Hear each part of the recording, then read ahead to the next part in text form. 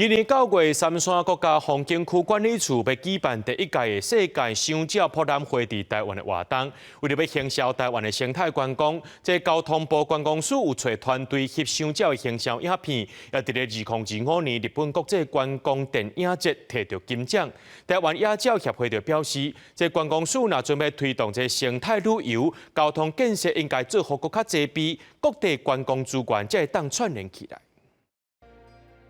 Species like the Taiwan barbet, known for its striking colours and burbling hoots, and the elusive Mikado pheasant, celebrated on Taiwan's $1,000 NT banknote. 影片对台湾大雪山国家森林游乐区翕到高美湿地，呈现台湾要32种特有种的鸟类。这是交通部观光署和三山国家风景区等单位制作的国际行销影片《Birding in Taiwan》，伫第7届日本国际观光电影节的纪录片类别摕到金奖。观光署希望向全世界介绍台湾中部丰富的鸟类甲森林资源，嘛展现台湾生态旅游的特殊性。观光署伫世界各国有足侪迄个办事处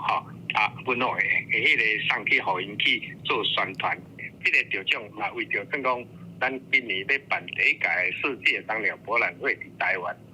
能够创造更多的一个声量跟亮点。 台湾本土当有数百种鸟仔，但你无共季节，台湾也是济渡鸟潜沙旅程中途休困的所在。这届协助摄影团队提供鸟类资讯和建议的台湾野鸟协会表示，因认为观光署若准备推广生态旅游，除了爱加强游客教育宣导，避免民众摕物件甲动物黑白痴破坏动物家己找食的本能。另外，伫咧交通嘛应当建设好交通。交通的部分资讯爱发达，伊互赏鸟的行程和咱的文化。 就台南安平古堡、郑成功赤坎楼，刚连接起来对，其实因为生态之旅，是刚才看骄傲鸟，文化的一种之旅也是属于生态之旅的一种。今年咱国争取到第1届的世界香蕉博览会要办伫咧台湾中部的三山国家风景区。观光署表示，打算有25个国际香蕉和保育组织来参与，有规划生态旅游论坛来讨论观光和保育的议题来交换资讯，嘛希望提升台湾生态旅游在国际上的知名度。记者刘尚珠、柯炳杰台北报道。